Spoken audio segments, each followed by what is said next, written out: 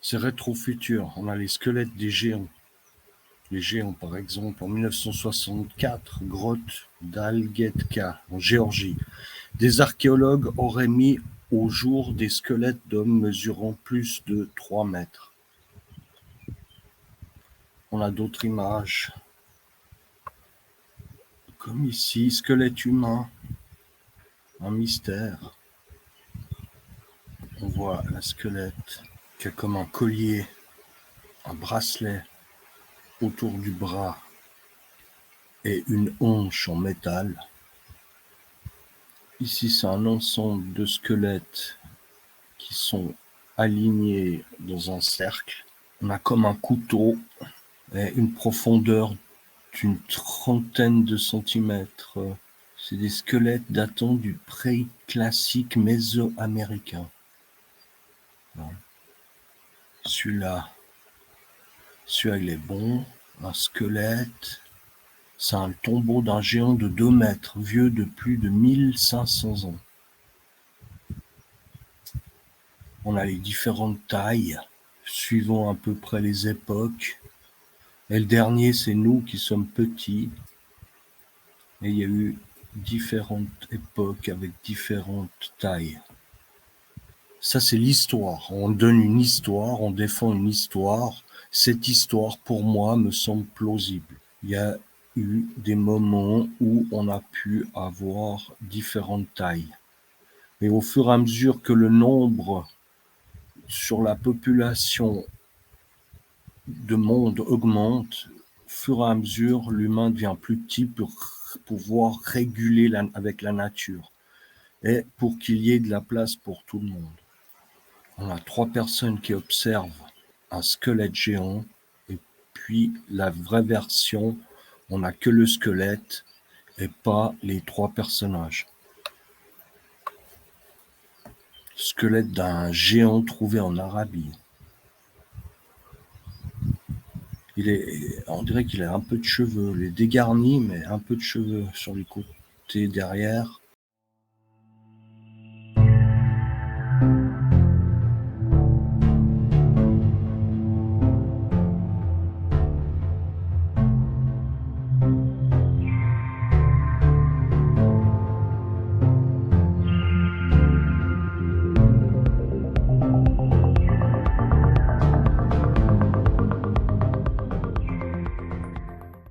Alors, on a cette image. Cette image a commencé à circuler en ligne début 2004 suite à une activité d'exploration de gaz dans la région sud-est du désert d'Arabie. Ce squelette d'un être humain de taille phénoménale aurait été découvert par la compagnie saoudienne Aramco Exploration. Le lieu était tenu secret, mais la fuite serait provenue d'un hélicoptère militaire qui aurait pris la photo depuis le ciel. Ce canular archéologique provenait en réalité d'un membre du site créatif warsmill.com qui lance souvent des défis de photomontage. L'image d'origine représentait une vue aérienne d'une fouille de mastodontes à la sortie de Hyde Park menée par des chercheurs de l'université Cornell. Ok, donc c'est faux. On a plein comme ça ici encore. Un tombeau vieux de 1500 ans a été découvert en Iran. Il abritait un géant. On peut être sûr que celui-là, il est faux. 1500 ans, les Iran comme les ossements d'un fort, un homme de plus de 2 mètres. À taille courante actuellement, mais extraordinaire il y a quelques siècles. Bof. Voilà. Donc, une personne de 2 mètres. 2 mètres, c'est pas ce qu'on cherche comme style de géant. On cherche des géants, voilà, qui ont environ 20 mètres. On cherche des géants qui ont environ 10 mètres, 5 mètres. On commence à 3, 4 mètres, ça commence à être des vrais géants. Celui-ci avec des jarres qui jonchent vraisemblablement un cercueil où il y a la squelette qu'on a vu tout à l'heure avec la hanche en métal. C'est une autre photo de lui-même. Celui-ci, il a des jambes vraiment particulières, comme un cercle qui tourne autour du haut des jambes. Ici, c'est un bout de bois. Et les mains aussi, comme des sauterelles. Des mains, on voit pas trop. Deux personnes qui seraient donc dans une tombe ensemble, ça paraît peu plausible. Ça serait surtout un accident alors. C'est un Lego, 3 dimensions, squelette. On cherche squelette géant comme ça, squelette géant. Celui-là, il fait 2 mètres, 1, 2, 3, 4. 4 fois 2 mètres environ, celui-là, il fait 7 mètres. Avec un ensemble de clous qui sont plantés à droite à gauche. Des squelettes géants du musée d'histoire naturelle. Ça, je pense que c'est vrai. C'est des vrais squelettes, celles-ci. C'est des personnages qui sont petits. Il est où? Le voilà. Squelette fascinant, en effet. Ça serait des petits personnages avec un crâne assez grand, des yeux assez gros, une petite bouche, et un trou dans le crâne, là. Par où il est tenu? C'est le trou dans le crâne. Personnage fantastique. Ça, c'est vrai. Ça, c'est des géants de 7 mètres. Tribune diplomatique internationale. En 2019. Le père Carlos Vaca, prêtre catholique, garda pendant des décennies les restes de squelettes de taille immense. La plupart des fragments d'os d'êtres qui avaient une hauteur d'environ 7 mètres ont été récupérés à partir d'un site appelé Chiangay Minas, en Équateur.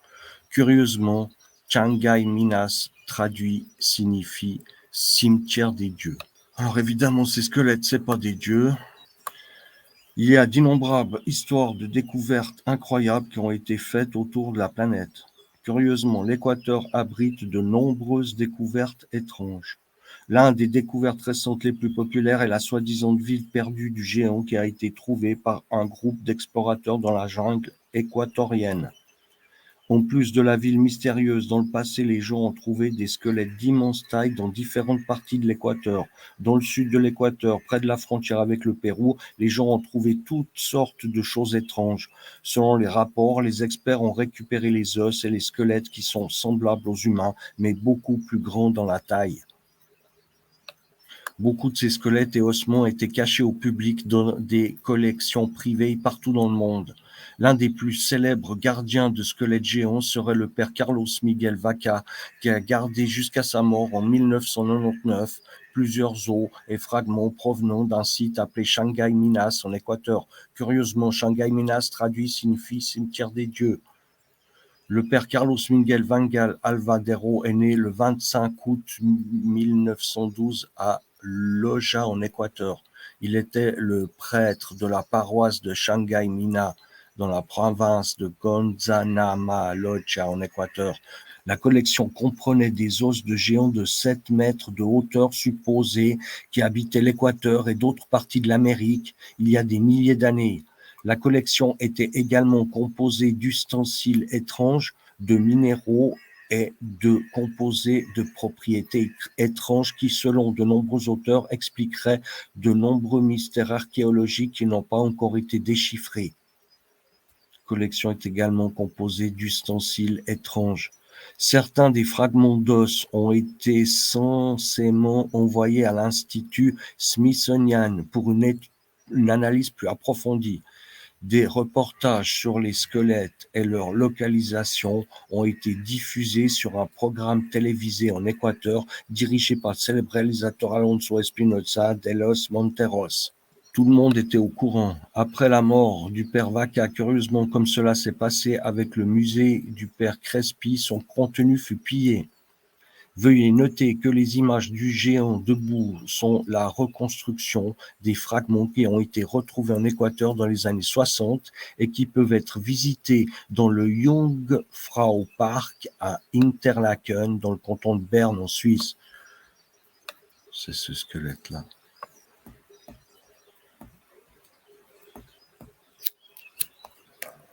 On peut voir ça. Maçonne. 2 rangées de dents et 6 doigts. Ça arrive souvent les 2 rangées de dents. Un doigt qui a soi-disant été identifié par le mainstream comme étant un vrai un doigt de géant, un ancien doigt de géant. Le mainstream a accepté d'avouer qu'il s'agit effectivement d'un vrai. D'ailleurs, ça aussi, tout ce qu'on voit là, c'est celui-ci. Ce doigt ici, qui est un doigt de géant, on peut voir un peu l'ongle ici, la première partie phalange, les 3 phalanges ici avec l'os. Ce doigt a été identifié comme étant vrai. C'est comme des grandes marches. On voit ça, on se dit, celui qui montait ces marches, ils étaient gigantesques. Quand on voit une personne, elle n'arrive même pas à la moitié. Il y a des petits escaliers pour grimper en haut ces marches. Quoi d'autre que des marches? Ici, il y a un passage qui a été fait sur la gauche. Là. Des squelettes géants comme ça, oui, ça existe pour de vrai. On a encore des preuves, des traces ici dans des musées, des fois, des outils qu'il fallait des mains énormes pour les manier. C'est ce géant de 7 mètres de haut qui est donc en Suisse. Il faut que j'aille faire un live là-bas, si Dieu le veut. Ces empreintes, moi je suis pas du tout chaud avec cette partie. On pourrait avoir comme explication qu'il s'agissait de boue et que ces personnes de taille énorme auraient projeté leurs pieds dans la boue éclaboussant une partie et qu'ensuite cette boue se soit solidifiée assez rapidement. Ici vraiment c'est du rocher, ici ça a comme été scié, c'est hyper droit, c'est un ensemble de rochers, une superposition peut-être de périodes où la terre qui commence à être de la boue devient dure. Mais je ne vois pas pourquoi devant, il n'y a rien, comment c'est possible. Pour moi, c'est un phénomène naturel. 2 squelettes, comme on a pu voir, le sur Jones, là, ce petit squelette, et puis un qui est gigantesque. Ça fait partie des humains. Encore d'autres photos. Ça a l'air intéressant, mais ces ossements, comme on fera l'enquête, ne sont pas les vrais. Normalement, les vrais sont tenus, gardés dans des salles spéciales. On ne peut pas aller les toucher pour justement qu'on ne puisse pas se les faire voler. Là, il y a une incohérence avec les histoires qu'on entend souvent que après la disparition de la personne, ces objets étaient volés. Peut-être qu'ils n'étaient pas assez bien gardés. On a de la peine à penser comment les musées les laissaient à ces personnes. Normalement, quand on trouve des os comme ça, le musée est au courant et il vient les prendre. Après, vous ne pouvez plus avoir la main sur ces os. Les différentes tailles, comme on a pu voir tout à l'heure dans Google Images, on arrive au genou. On peut trouver aussi souvent des armes faites pour des géants, des armes de 3 mètres, ou ici quelque chose, une guitare faite avec un métal, un ensemble de pierres. Je connais pas la signification de ces photos. C'est la première fois que je les découvre. Ça doit être un de ces pères Vaca, peut-être. On aurait ici un crâne qui sortirait du sol avec une vue aérienne. Un crâne qui mesurerait dans les 10 mètres. J'y crois pas, Photoshop. D'autres exemples connus dont on reparlera évidemment. Tout ça, on reparlera évidemment. Cette photo, si elle est connue, une brouette avec des personnes qui poussent un crâne. Le Smithsonian, c'est le musée qui vient chercher les os aux États-Unis. Vous les revoyez plus. Il y a eu des procès qui ont été faits contre eux. Il y a encore des traces de photos ou encore des os qui sont conservés par des privés qui gardent ça secret pour pas se les faire voler. Le Smithsonian aurait détruit, et ça même, ça a été prouvé, il faudra qu'on regarde l'article, durant un procès qui a eu lieu au début du XXe siècle concernant des géants, ossements de géants détruits par le musée, parce que ça n'allait pas avec le mainstream. Alors, au lieu de changer l'histoire du mainstream, on essaye de changer l'histoire de la vérité, l'histoire des géants. Il y a plein de géants comme ça. Première leçon, apprendre à gérer toutes ces images. Pour apprendre à gérer toutes ces images, moi, professeur de cette chaîne de Rétrofutur, je propose le concours bonus PS Anomalie archéologique 12. Le concours a reçu 34 soumissions Photoshop de 31 créatifs. La soumission gagnante était de Routse. Celui qui a gagné, c'est la première place. La règle du concours, le prix est premier pour 0 points. Compétences avancées. Remarque, ce concours dure une semaine au lieu de 2 jours. Dans ce concours, vous créerez une découverte archéologique canular, peut-être l'Atlantide, une canette de Coca-Cola vieille de 2000 ans ou le crâne d'un géant. Soyez ouverts d'esprit, il y a beaucoup de mystères enfouis sous la terre. Les règles de ce jeu sont les suivantes. Vous devez créer un canular archéologique. Votre travail consiste à monter une image d'une découverte archéologique qui semble si réelle si elle n'était pas apparue à Worth Mills, c'est ce concours. Les gens auraient pu faire une double prise. C'est-à-dire, ils auraient pensé que ces images sont vraies. C'est le but du concours, c'est que les gens pensent que ces images sont vraies. Amusez-vous, gardez-le propre, soyez créatifs. Assurez-vous d'avoir lu la section participation au concours d'une semaine entière. Il y a chaque personne peut donner 2 soumissions durant cette semaine. Le premier prix, c'est ce jeune homme qui a une pelle en extérieur et qui regarde un vase tenu par une créature sous terre transpercée par un sabre. Cette créature a aussi l'arrière-train qui montre qu'il n'a pas des jambes mais plutôt des pattes. Donc, sa créature marche à 4 pattes. Et la personne ne sait pas que la créature est dessous la terre, sous le vase. Ce qui l'intéresse, c'est le vase et peut-être même qu'il va s'arrêter au vase en creusant et ne pas découvrir ce qu'il y a dessous encore plus profond. C'est du Photoshop. Ça lui a pris 10 heures de boulot comme info on a pour arriver à une image comme ça. Un crâne qui est ouvert. On a la personne du dessous qui boit du thé. C'est le commentaire qu'on a là. Tu as encore du thé dans cette fiole, Tony. On connaît maintenant même le nom de la personne. Lui, il s'appelle Tony et il a du thé dans sa fiole. Il a creusé très profondément pour ouvrir la terre et faire découvrir au monde ce squelette géant avec une dent encore bien un peu fissurée. Là où elle est le canular. La route, elle est défoncée. Il y a eu comme un tremblement de terre. Les gens nettoient les débris et ils rencontrent cette squelette. La partie du bas ici. Et encore une partie du bas ici. Donc 2 squelettes avec les dents encore bien tenues. Les yeux qui palpitent, la personne qui regarde en bas, la personne là qui est complètement paniquée. Mais qu'est-ce qui m'arrive? Mais qu'est-ce qui m'arrive? Partout où on regarde, on voit des squelettes. Tu te rends compte, Lisa? Oui. Partout où on regarde, on voit des squelettes. C'est pas possible. Cette tremblement de terre est fantastique. Il est temps de réécrire les livres d'histoire.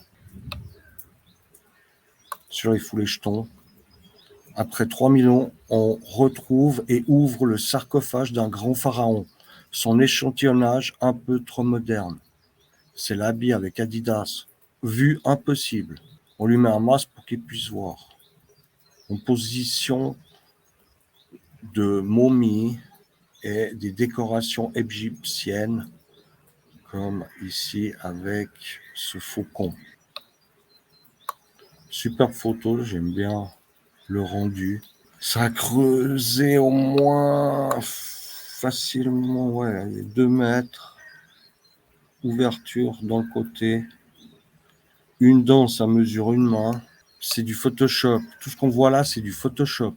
Alors, entre dieux, ils se font la guerre, selon le narratif égyptien. Minimaliste et propre, bien que détaillé et fait avec amour. J'espère que vous aimez. Lunettes de soleil, qui empêchent d'être aveuglé par le soleil. Ici, on a un iceberg avec un tiers en haut et 2 tiers en bas. Les 2 tiers détiennent une statue. C'est en raison du réchauffement climatique. Il y a un énorme saut de la glace de la calotte polaire qui a révélé une statue de gargouille. C'est ce qu'on peut trouver dans les cathédrales. Elle est géante, cette gargouille. Les chercheurs du monde entier sont mystifiés par la découverte. Canular. Ça fait penser à Jurassic Park. Ici, la tête d'une personne de notre taille et ici, une tête préhistorique. Les infos. L'Église catholique obtient enfin sa preuve que des hommes marchaient avec des dinosaures. La source. Ils le mâchaient plutôt qu'ils marchaient ensemble. Il y a différentes couches ici, où c'est que les squelettes sont prises. Elle est plus claire que cette partie qui vient ici. On a 3 couches. Une couche avec, on pourrait penser à du béton qui fait des vagues. Ces mêmes vagues se retrouvent avec le matériau d'en dessus. Et ensuite, on a encore cette roche-là.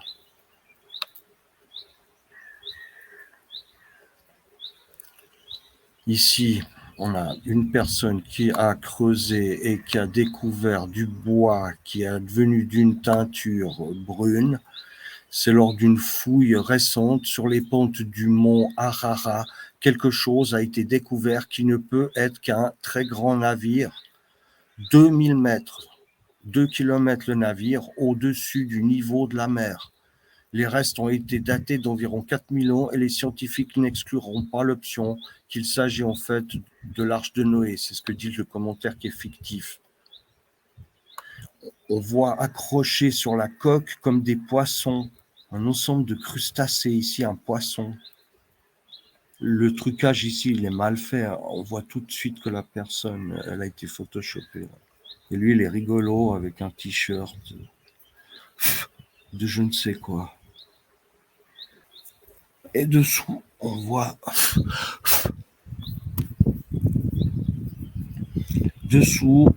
voit une couche avec d'autres cailloux plus gros, différentes couches ici. Et au-dessus, encore des couches avec comme des petits monts de couleurs différentes. Ici, ça m'a l'air plutôt un paysage sous-marin. Ici, c'est beaucoup plus rouge. Et ici, il y a des layers aussi avec comme une coulée. En effet, on pourrait penser à une coulée. Ici, des monts. Une autre partie du soi-disant bateau qui apparaît derrière. C'est un squelette qui a été enterré avec une guitare électrique. Il y a une pyramide ici qui pointe vers une direction. Elle est brillante. Ici, une partie d'un poteau qui va pouvoir permettre de mesurer la grandeur qu'on va estimer à 2 mètres. Le crâne a l'air grand. Le soleil vient par ici. Et ici, ils ont planté un clou pour qu'on voie que le soleil vient par là. Donc, le soleil ne peut pas venir à la fois d'ici et à la fois d'ici. Ça montre que ce dessin, cette œuvre, est photoshopée. Lui, il a vraiment dessiné un crâne existant. Ça représente un extraterrestre. C'est tout à fait comme ça qu'on pourrait les imaginer, les petits gris, avec des grands yeux, une dentition, dans une grotte. On voit les stalactites qui se forment. On voit souvent ça dans les grottes. Avec tout le... Attendez. Avec tous les minéraux qui descendent.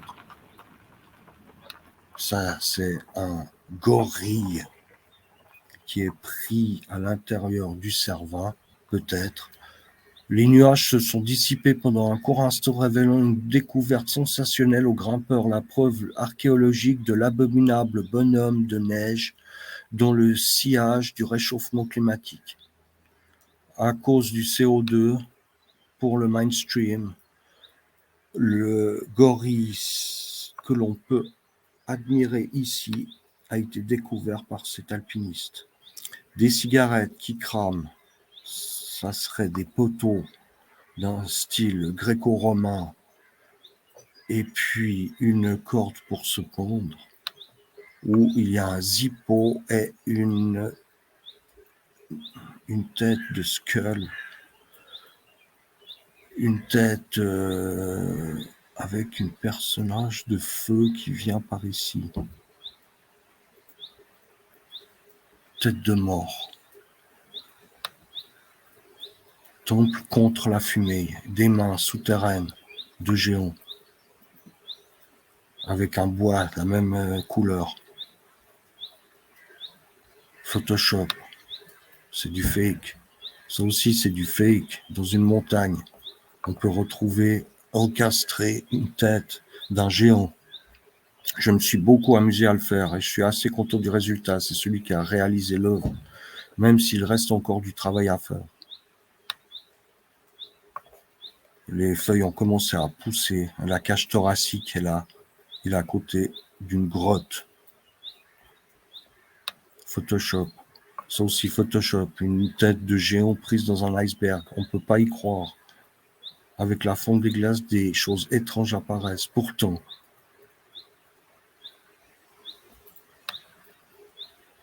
sous l'eau, c'est des colonnes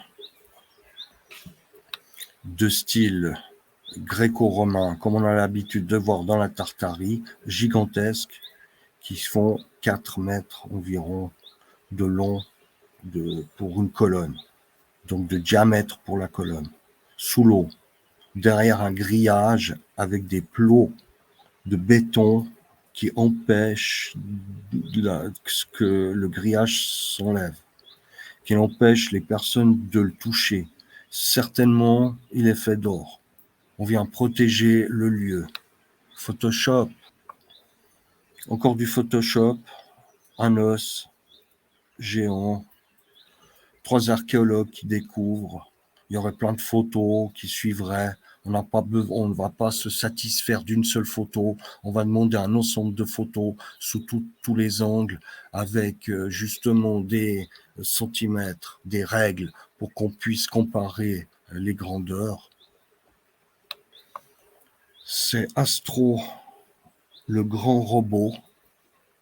C'est un gigantesque robot enfermé dans la glace, avec un hélicoptère et la personne qui fait une sorte de statue de la liberté. On s'est débarrassé du robot. Intéressante, plusieurs layers. On voit bien marquer les layers et comme des carrés de taille pratiquement similaires les uns posés à côté des autres, une structure qui aurait fondu. Encore ici des blocs d'une même grandeur, de taille identique, et on voit bien les coupes. Encore ici, cette fois elles sont plus élevées, et là encore la même chose. Ce n'est pas droit, ce n'est pas plat, ça semble fondu. Ici encore comme si ça aurait dégouliné, comme de la cire d'une bougie. Des personnes qui sont en train de fouiller. Ici une structure de pierre beaucoup plus solide. Ça doit même être du métal, avec une porte, des fenêtres. Et là, oui, c'est même du métal, comme une voiture, un tank, du sable qui recouvre en bas. un hélicoptère qui porte je ne sais quoi, et c'est un balisage qui a été fait en haut pour éloigner les touristes. Pris à l'intérieur d'une montagne. Les montagnes existent depuis la création, avant la création de l'homme, pour que la Terre reste en place. Sinon, la Terre se déplacerait comme les nuages. C'est ce que nous apprend l'islam. C'est pour cela que dans la théorie de la meltologie, je ne considère pas les montagnes comme le Cervin ou le mont Everest, des montagnes de pierre, de cailloux, de hauteur de plus de 2000, 3000 mètres, faites entièrement de cailloux. Je ne considère pas que ce sont des architectures, des, des monuments, des maisons, un ensemble d'une logistique d'une ville qui aurait fondu. Ici, une main avec plusieurs doigts. 1, 2, 3, 4, 5, 6, 7 doigts. Une main qui est éclairée avec une lampe de poche, prise dans de la terre. C'est une empreinte. Apparemment, nous n'avons pas évolué autant que nous le pensons. On aurait perdu une main, un doigt et un ensemble de parties ici. C'est comme des veines. Je vois pas comment ça pourrait être une empreinte. Déblayé à la pelleteuse. Celui-là, il a découvert une cigarette géante. Pelleteuse, du béton, des travailleurs. Celle-là, elle a découvert c'est chez McDonald's, les donuts. Ah non, c'est un hamburger. Et puis elle a une paille. Et une sorte de stylo. Ça doit être son cadeau du Mac cadeau. Voiture, Photoshop. Prise dans une grotte. Comment des gens, selon le narratif, qui n'ont à peine découvert le feu, auraient-ils pu savoir que des voitures existent? Photoshop, c'est mais pas vrai. Une tête avec une grande colonne vertébrale, un poisson géant qui doit faire au moins 100 mètres, prise à l'intérieur de la Terre. Quand même, on voit toujours des layers ici. D'où vient cette Terre? Elle s'accumule avec le temps. Et comme dans un arbre où l'on voit les différents temps qui passent à l'intérieur de l'arbre, ici on verrait avec le caillou les différents temps qui passent. Et chaque temps bien précis, avec des conditions atmosphériques bien précises, rajouterait une couche qui pourrait évoluer avec le temps, puisqu'ici on voit bien qu'elle est plus jaune que ici où elle est plus blanche, suivant la hauteur. En Namibie, pendant ce temps, que les gens discutent, vivent leur vie, voilà ce qui se passe en Namibie. Des squelettes géants, avec déjà quand même 5 personnes sur place. Ils ont commencé à poser leurs affaires. C'est sûr, ils vont camper. Un squelette. Il manque quelque chose dans le cerveau, là. C'est où les os se durcissent, où ils sont mous. Il ne faut pas trop frapper quand l'enfant naît. Donc là, ça doit certainement être une tête de squelette de bébé à côté d'une voie de chemin de fer dans des montagnes.